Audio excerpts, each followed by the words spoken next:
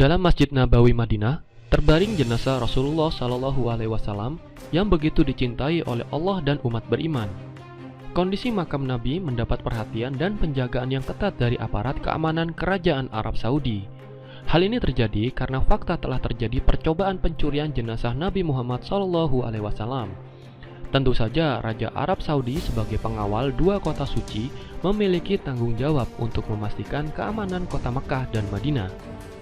Di makam Nabi, banyak orang yang akan berusaha mendekat jika makam ini dibiarkan terbuka. Belum lagi untuk mengantisipasi upaya-upaya jahat yang ingin mencuri jenazah Rasulullah. Apalagi dalam sejarah Islam telah ada upaya dalam mencuri jenazah Nabi SAW sebanyak 5 kali, yaitu mulai dari Mesir hingga negeri-negeri barat di Eropa yang bersekongkol untuk mencuri jenazah Nabi Muhammad SAW. Namun, persekongkolan tersebut harus berhadapan dengan kekuasaan Allah Subhanahu wa Ta'ala, pemilik alam semesta ini. Berikut cerita di balik upaya percobaan pencurian jenazah Rasulullah SAW. Kisah pencurian jenazah Nabi Muhammad ditulis oleh Muhammad Ilyas Abdul Ghani, penulis buku sejarah Masjid Nabawi Asy-Syarif. Dalam bukunya, ia menulis tentang percobaan pencurian pertama dilakukan pada masa Raja Fatimiyah Al-Hakim Bi'amrillah Al-Ubaidi.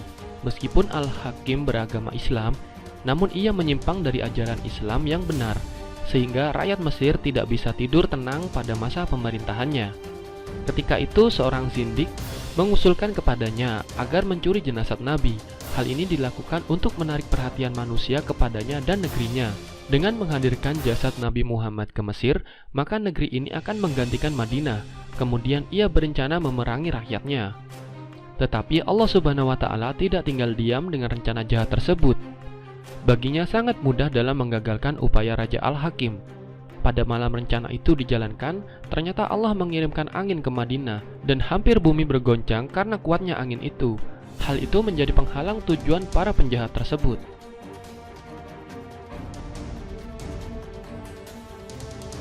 Ternyata kegagalan rencana awal tidak membuat raja yang mulai memimpin pada usia 11 tahun itu tersebut menjadi kapok. Ia kembali menyusun rencana jahat untuk mencuri jasad Rasulullah SAW. Kali ini prajuritnya mampu memasuki Madinah. Utusannya ini tinggal di dekat Masjid Al-Haram An-Nabawi. Mereka menggali tanah untuk membuat terowongan menuju makam Nabi SAW. Namun, keajaiban pun kembali terjadi. Terdengar suara di tengah-tengah masyarakat Madinah, Nabi kalian akan digali kuburnya. Akhirnya mereka pun kemudian melakukan penyelidikan dan mendapati utusan Al-Hakim Bi'amrillah Al-Ubaidi telah menggali terowongan. Mereka lalu dihukum mati.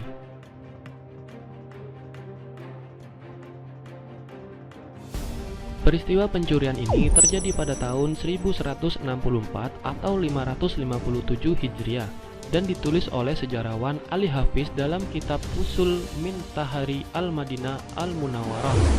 Saat itu kondisi umat Islam dalam kondisi yang lemah, sehingga para penguasa Eropa bersepakat untuk mencuri jenazah Rasulullah. Setelah kesepakatan disetujui, para penguasa di Eropa kemudian mengirim utusan untuk mencari jenazah Rasulullah pada musim haji.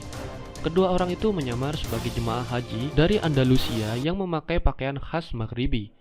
Kedua orang tersebut ditugaskan untuk melakukan survei awal dalam mencari kesempatan untuk mencuri jasad Nabi Muhammad SAW. Setelah melakukan survei lapangan, keduanya memberanikan diri untuk menyewa sebuah penginapan yang letaknya dekat dengan makam Rasulullah. Mereka membuat lubang dari dalam kamar menuju makam Rasulullah SAW. Belum sampai pada akhir penggalian, rencana tersebut telah digagalkan oleh Allah Subhanahu wa Ta'ala melalui seorang hambanya, yaitu Sultan Nuruddin Mahmud bin Zanki. Sang sultan penguasa Mesir dan Syam itu pada malam hari bermimpi bertemu Rasulullah.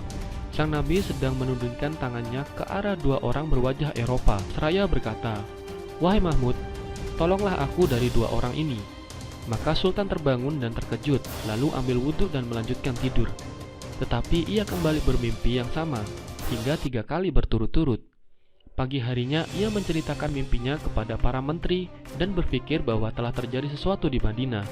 Akhirnya Sultan dan para pengawalnya berangkat ke kota Madinah. Sesampainya di sana, Sultan mengumpulkan seluruh masyarakat Madinah untuk mengenali wajah mereka. Ini bertujuan untuk melihat adakah wajah yang mirip dengan yang ada di dalam mimpinya. Pada awalnya ia tidak dapat menemukan dua wajah tersebut. Lalu Sultan berkata, "Masih adakah yang lain?" Salah satu penduduk Madinah menjawab, "Memang masih ada, yaitu dua orang jemaah haji dari Maroko yang bermukim di sini. Mereka saleh dan kaya, sering membagi sedekah dan selalu sholat berjamaah di Masjid Nabawi. Mereka merasa sudah cukup, tidak perlu mengambil sedekah atau hadiah. Datangkan mereka ke sini sekarang juga," perintah Sultan.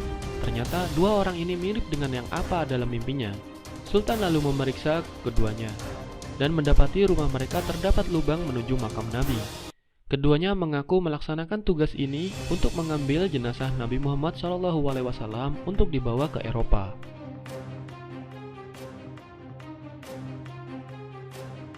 Usaha keempat terjadi saat sejumlah orang mencuri dan merampok kafilah zaman haji. Kemudian mereka bertekad untuk menggali kuburan Nabi Muhammad SAW. Mereka berbicara secara terang-terangan untuk mengutarakan niat mereka. Kemudian mereka menyeberangi laut menuju Madinah. Kemudian Allah menolak serangan mereka dengan kapal yang telah disiapkan dari Mesir Al-Iskandaria yang mengikuti mereka. Kemudian menangkap mereka semua, kemudian menawan mereka.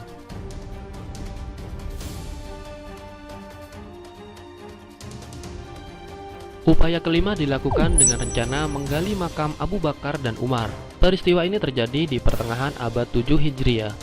Sejumlah orang yang mencapai 40 orang laki-laki ingin menggali kubur pada malam hari. Lalu bumi terbelah dan menelan mereka. Hal ini diceritakan oleh pelayan Al-Haram An-Nabawi pada saat itu. Dia adalah Syawab Asy-Syamsu Al-Mati. Nah kawan-kawan, itulah tadi 5 kisah percobaan pencurian jasad Nabi Muhammad SAW. Kalau kamu suka video ini, bagikan pada teman-temanmu. Dan jangan lupa untuk subscribe channel ini untuk mendapatkan update video terbaru. Terima kasih.